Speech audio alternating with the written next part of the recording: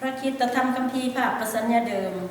พระธรรมเอสยาห์บทที่14ข้อที่1ถึงข้อที่32ได้ทรงกล่าวไว้ว่าการเย่อหยันพระราชาบาบิโลนพระเจ้าจะทรงมีเมตตาต่อยาโคบและจะทรงเลือกอิสราเอลอีกและจะตั้งเขาทั้งหลายไว้ในแผ่นดินของเขา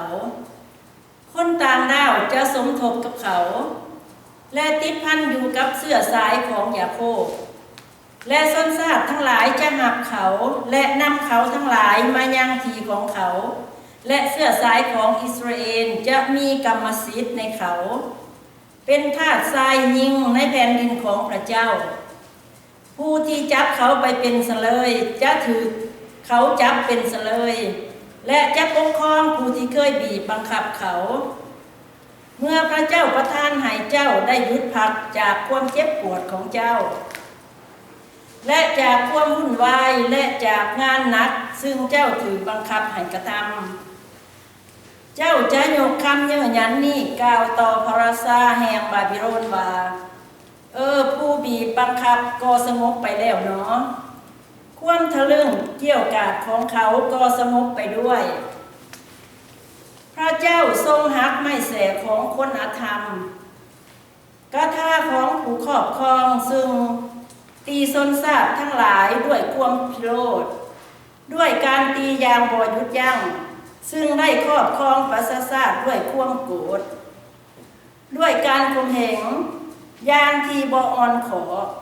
โลกทั้งสิ้นก็พักสงบอยู่เขาทั้งหลายห้องเพลงเปล่งออกมาต้นสน3 ใบเป็นปีเพราะเจ้าต้นสนสีดาแห่งเลบานอนด้วยและกล่าวว่าตั้งแต่เจ้าตกต่ำก็บ่มีผู้คนขึ้นมาต่อสู่เฮาแล้วแดนผู้ตายเบื้องลุงก็ตื่นเต้นเพื่อต้อนรับเจ้าเมื่อเจ้ามามันปลุกให้ชาวแดนมาต้อนรับเจ้าคือผู้ซึ่งเคยเป็นผู้นำของโลกมันเฮ็ดให้บรรดาผู้ที่เคยเป็นพระราชาแห่งประชาชาติทั้งหลายลุกขึ้นมาจากพระที่นั่งของเขาทุกตนจะเว้าและกล่าวแก่เจ้าว่าเจ้าก็อ่อนเพลียอย่างเฮาด้วยเจ้ากลายเป็นอย่างพวกเฮาความโอ้อาจของเจ้าถูกนำลงมาถึงแดนคนตายและเสียงพิณของเจ้าโตนอนจะเป็นบ่อนนอนอยู่หลุมโตเจ้าและโตนอนจะเป็นผ้าห่มของเจ้าโอ้ดาวประจำกลางเว้นเอ่ยพอโอรสแห่งพระอรุณเจ้าลงมาจากฟ้าสวรรค์แล้วนอเจ้าถูกตัดลงมายังพื้นดินอย่างใดนอเจ้าผู้กระทำให้บรรดาประชาชาติตกต่ำนั้นเจ้าหำพังในใจของเจ้าว่าข้าน้อยจะขึ้นไปยังฟ้าสวรรค์เหนือดวงดาวทั้งหลายของพระเจ้าข้าน้อยจะตั้งพระที่นั่งของข้าน้อยในที่สูงนั้นข้าน้อยจะนั่งเทิงคุณเขาซุ่มนุ่มสถานในที่อุดรไกลข้าน้อยจะขึ้นไปเหนือความสูงของเมฆข้าน้อยจะกระทำตัวของข้าน้อยเหมือนองค์ผู้สูงสุดแต่เจ้าถูกนำลงมาสู่แดนคนตาย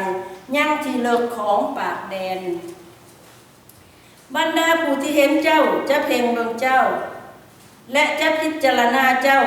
ว่าชายคนนี้หรือที่กระทำให้โลกสั่นสะเทือนผู้สร้างปัญหาแก่ราชอาณาจักรทั้งหลายผู้ที่ได้กระทำให้โลกเป็นเหมือนถิ่นทุรกันดารและความหัวเมืองของโลกเสียผู้บ่ยอมให้เสลยกลับไปบ้านของเขาพระราชาทั้งหมดของบรรดาประชาชาตินอนอยู่อย่างมีเกียรติต่างก็อยู่ในอุโมงค์ของตน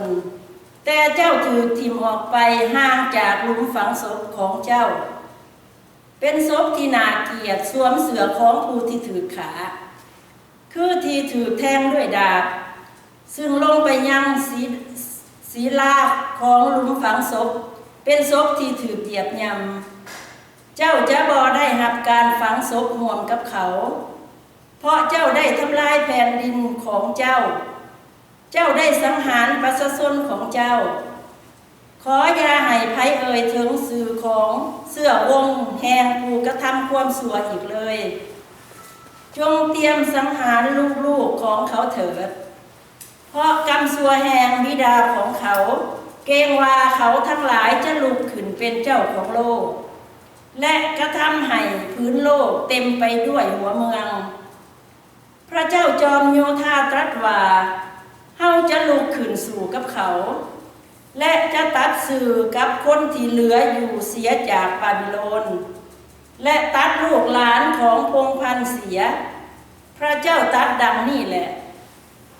และเฮาจะกระทำให้เป็นกรรมสิทธิ์ของอีกาบ้านและเป็นสระน้ำและเฮาจะกวดด้วยไม่กวดแห่งการทำลายพระเจ้าจอมโยธาตรัสดังนี้แหละอัสซีเรียต้องถูกทำลายพระเจ้าจอมโยธาได้ทรงปฏิญาณว่าเฮากะแผนงานไว้อย่างไรก็จะเป็นไปอย่างนั้นและเฮาได้มุ่งหมายไว้อย่างไรก็จะเกิดขึ้นอย่างนั้นคือว่าเฮาจะตีคนอัสซีเรียในแผ่นดินของเฮาให้ย่อยยับไปและเทิงภูเขาของเฮาเหยียบย่ำเขาไว้และแอกของเขานั่นจะพากไปจากเขาทั้งหลายและภาระของเขานั่นจากบาของเขาทั้งหลายนี่เป็นความมุ่งหมายที่มุ่งหมายไว้เกี่ยวกับแผ่นดินโลกทั้งสิ้นและนี่เป็นพหัตถ์ซึ่งเหยียดออกเหนือบรรดาประชาชาติทั้งสิ้นเพราะพระเจ้าจอมโยธาทรงมุ่งหมายไว้แล้วผู้ใดแน่จะลบล้างเสียได้